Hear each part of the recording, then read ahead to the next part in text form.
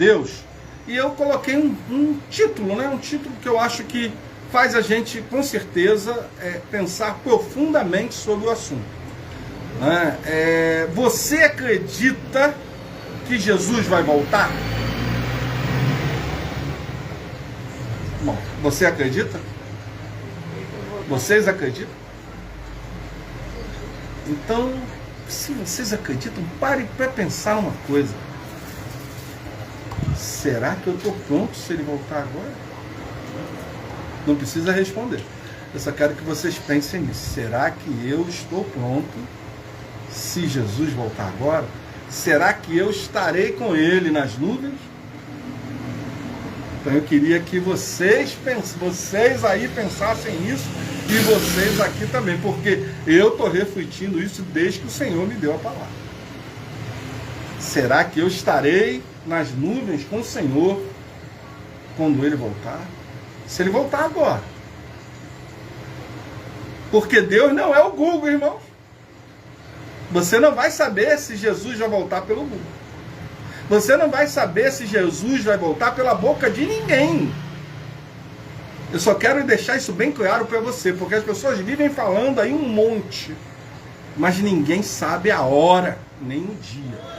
Então a gente tem que ter essa consciência, tem que ter consciência disso daí. Porque nós não temos essa ciência de quando, nem a hora que Jesus vai voltar. A Bíblia diz que Jesus vai voltar em breve. Em breve. Quando?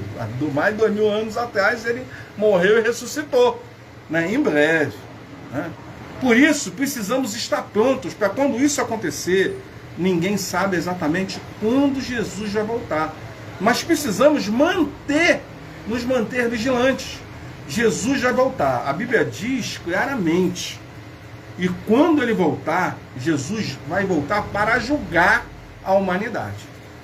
Ele não vai voltar para pregar. Não. Isso cabe a nós. Esse é um dever nosso, pregar Jesus para as pessoas. Quando ele voltar, ele vai voltar para julgar toda a humanidade, inclusive nós. Então eu queria que a gente parasse para pensar. Quando a gente diz, Jesus vai voltar, você acredita? Se você acredita, você está preparado para isso? Eis que cedo venho, o meu galardão está comigo, para dar a cada um segundo a sua obra. Apocalipse 22, 12. Então precisamos estar meditando sobre isso. A volta de Jesus marcará o fim do mundo, o fim de toda a humanidade, o fim dessa terra. A volta de Jesus marcará, é o marco disso daí.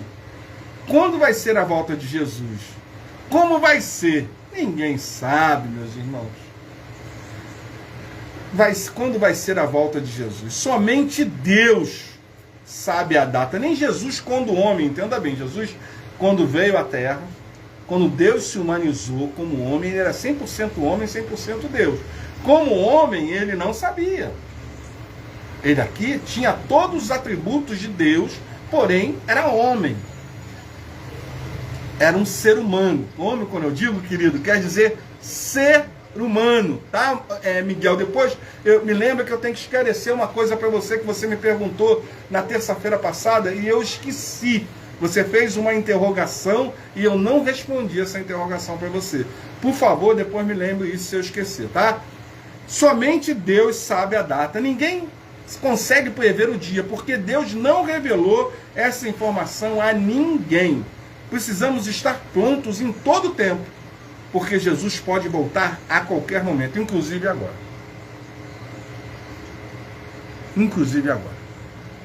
Porque tem sinais. Queridos, os sinais podem acontecer um atrás do outro.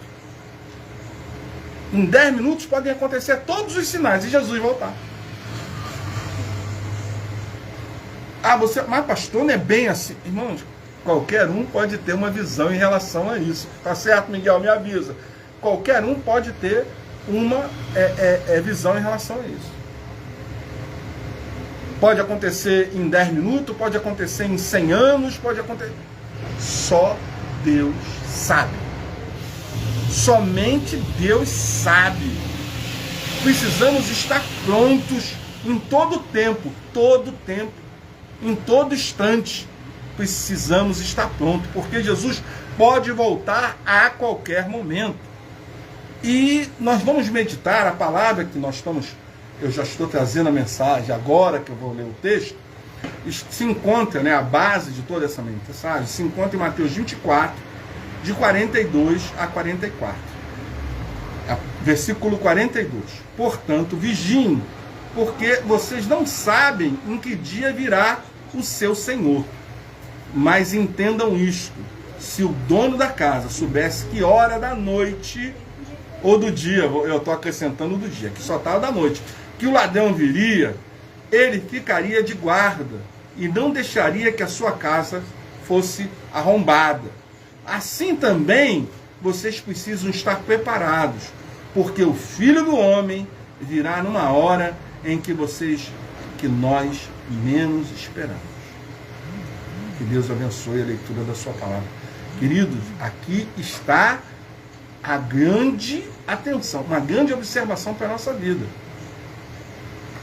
Versículo 44. Assim também vocês precisam estar preparados, porque o Filho do Homem, o nosso Senhor e Salvador Jesus Cristo, virá numa hora em que nós menos esperamos.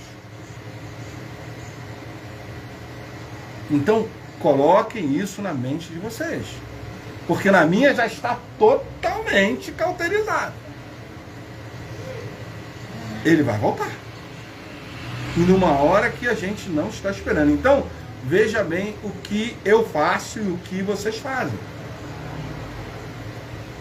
Porque se Jesus nos encontrar em erro, sem arrependimento, nós não vamos encontrar com Ele nas nuvens.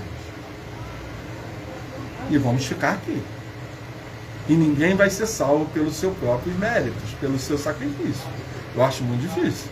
Passar pelo que Jesus passou na cruz, eu não digo as dores físicas, mas a dor espiritual que Jesus levou. Jesus levou todos os pecados da humanidade.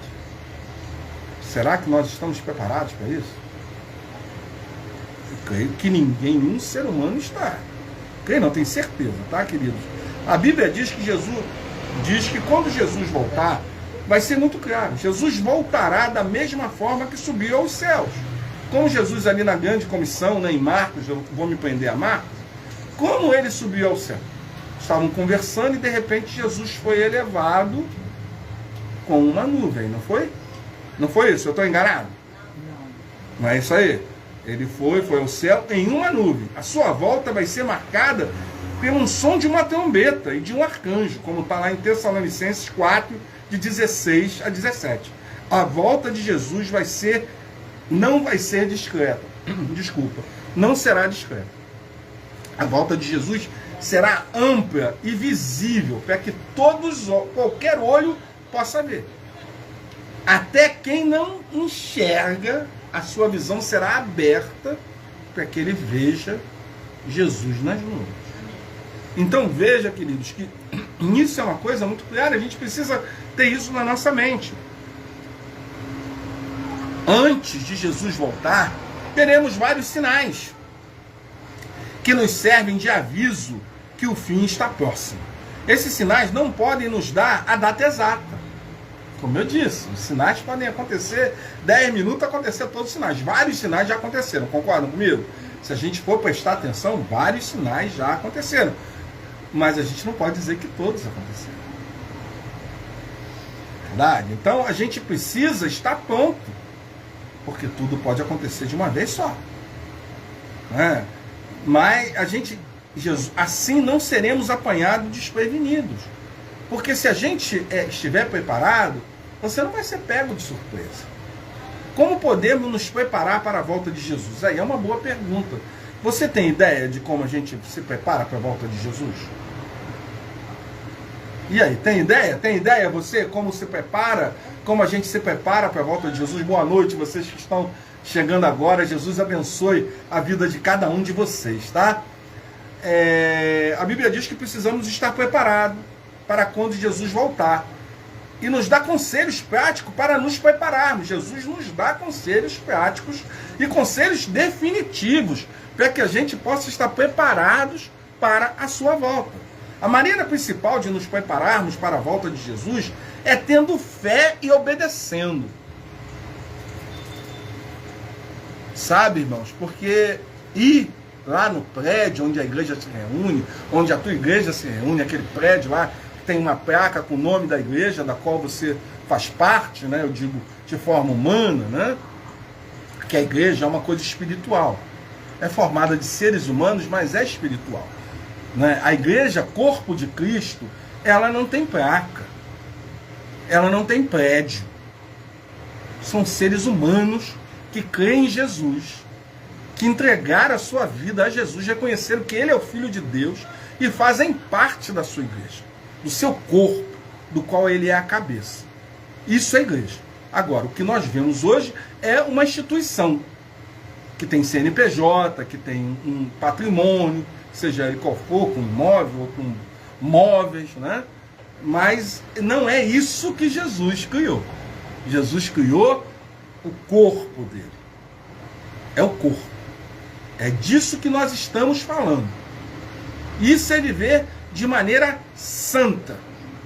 Isso é viver de maneira santa. É crendo que nós somos o corpo. E quem é corpo, quando você respeita o seu corpo. Você tem amor ao seu corpo. Você não maltrata o seu corpo. Então, poxa vida, quando eu tenho essa consciência que eu sou o corpo de Cristo, e se eu maltratar o meu corpo, eu estou maltratando a cabeça, que tem o controle do meu corpo. O que é maltratar o meu corpo? É quando eu faço coisas erradas. É quando eu não tenho fé. Sabe, é quando eu não acredito que Deus pode todas as coisas. Eu estou maltratando a cabeça e maltrato todo o corpo, porque se somos um corpo, qualquer parte do corpo que está machucada, o corpo todo sente. Então, quando o irmão passa dificuldade, você sente. Ah, eu não sinto. Então você não faz parte do corpo, querido. Porque todos nós que fazemos parte de um corpo, se tem alguma parte do corpo que é um irmão passando dificuldade, e você não sente dor por isso, você não faz parte do corpo. Porque eu sinto as dores de qualquer irmão que esteja passando dificuldade. Eu não estou falando só da primeira igreja batista do Encantado, do qual estamos reunidos aqui em nome de Jesus, mas através da primeira igreja batista do Encantado. Não, eu estou falando da igreja de Cristo, do corpo. Então qualquer irmão que estiver passando dificuldade, isso dói no meu coração. Porque é o meu corpo. É o corpo que eu faço parte, do qual a cabeça é Cristo. E eu tenho que valorizar isso. Sabe, a maneira principal de nos prepararmos para a volta de Jesus é tendo fé e obedecendo a Ele. E quem é salvo vive de maneira diferente. Vírgula aqui. De reticências. Maneira diferente. Gente, que tipo de maneira diferente é essa? O que vocês podem aí grifar como maneira diferente? Para pensar. Jesus veio aqui, se humanizou, viveu entre nós. Para quê? Para hoje nós estivéssemos aqui, estarmos aqui reunidos em nome dele. Né? Uma pessoa só mudou toda a humanidade. Uma pessoa só. Sozinho. Porque os discípulos e nada era a mesma coisa. Sozinho ele mudou a humanidade. Ele preparou os discípulos para depois da sua morte e ressurreição. Quando ele fosse elevado aos céus, como foi. Né? Uma nuvem. Então, poxa, que diferença é essa? Quem fez a diferença? Qual é o nosso exemplo de quem fez a diferença? Quem é? Quem não vi? Então pronto. E nós estamos sendo essa diferença? Estamos sendo, sabe, imitando a Jesus? Porque ser diferente é isso, irmãos. É o nosso modelo. O modelo é a nossa fé. É o objeto da nossa fé. Então, poxa, como eu posso ser diferente se eu não sigo a Jesus, se eu não tenho Jesus como meu modelo? Entende? Poxa, veja, Jesus faria isso? Não, então eu não posso fazer. Porque senão eu não estou sendo diferente, eu estou sendo igual aos outros. E eu não sou igual aos outros. O meu comportamento não é igual ao dos outros. Por quê? Eu sou remido pelo sangue de Jesus. Quem é salvo vive de maneira diferente, procurando ser mais como Jesus, fazendo bem e rejeitando o pecado. Olha, irmãos, olha que coisa séria. Quando Deus me deu essa palavra para que a gente pudesse meditar, esse pedaço aqui me incomoda muito. Sabe? Me incomoda porque fazendo bem e rejeitando o pecado, poxa, é complicado, querido. Porque a gente rejeita o pecado. Entendeu? É complicado. Sabe? Eu não posso dizer, vocês têm que rejeitar o pecado, porque vocês, vocês... Não, eu tenho que rejeitar o pecado. Porque eu sou a pessoa aqui que Deus está usando para falar com vocês. Então eu não posso mentir. Eu não sou perfeito, eu não sou super-homem, não sou super-pastor. Entendeu? Eu sou um ser humano como todos vocês. E eu tenho que fazer o bem e sabe, refutar o pecado. Rejeitar o pecado. Não, eu vou com vocabulário lá em cima, tem que trazer. Vamos rejeitar o pecado. Entendeu? Isso, Carol, pode ir, Carol. A Carol vai passar aqui um instantinho, porque ela tem algo para fazer dentro da casa. Pode ir, Carol, vai lá, querida, pode ir. Sabe, isso é rejeitar o pecado, é você não ter amor. Se você não tiver amor e entender a necessidade de uma pessoa, sabe, você está trazendo para si o pecado.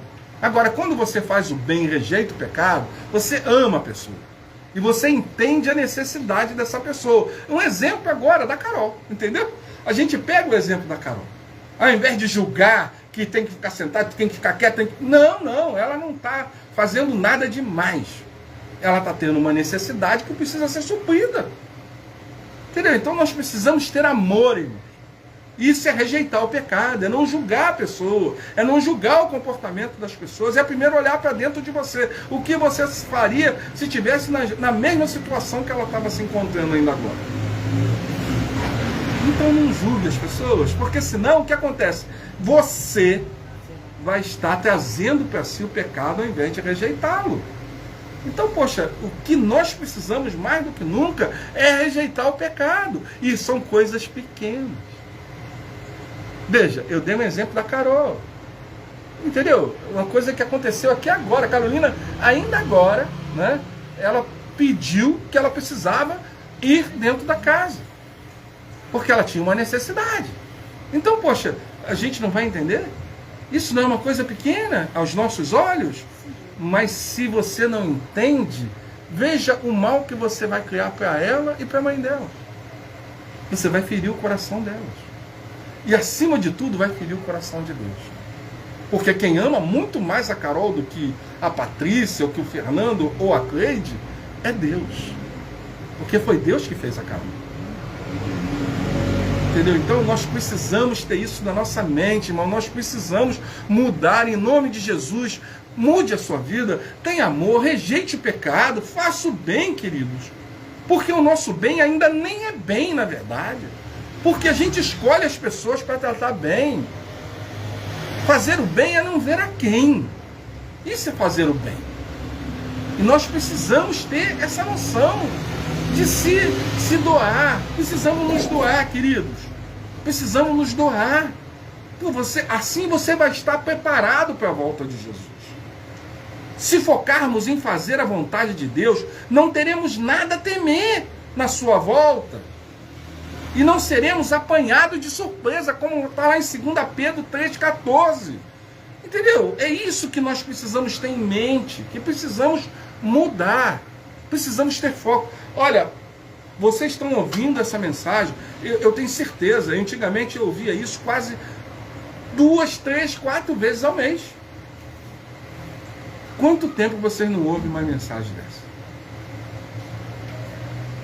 Ninguém está falando da volta de... A não ser sinais, porque está acontecendo isso, porque aconteceu isso. Sabe, os oportunistas, os Googles da vida, as pessoas que vivem de Google e vivem de tolice, elas vivem falando isso o tempo inteiro, tá? Patrícia, isso não é para você não, tá? Eu estou falando de uma forma geral, tá? as pessoas que veem Google de todas as formas, entendeu? Elas veem Google, não vê a volta de Jesus em tudo, e ficam passando essas escatologias baratas para frente, porque a escatologia é o estudo do fim das coisas, né? Então as pessoas que ficam passando isso para frente, porque Jesus, irmãos, olha, ninguém sabe a hora, nem o dia, nada.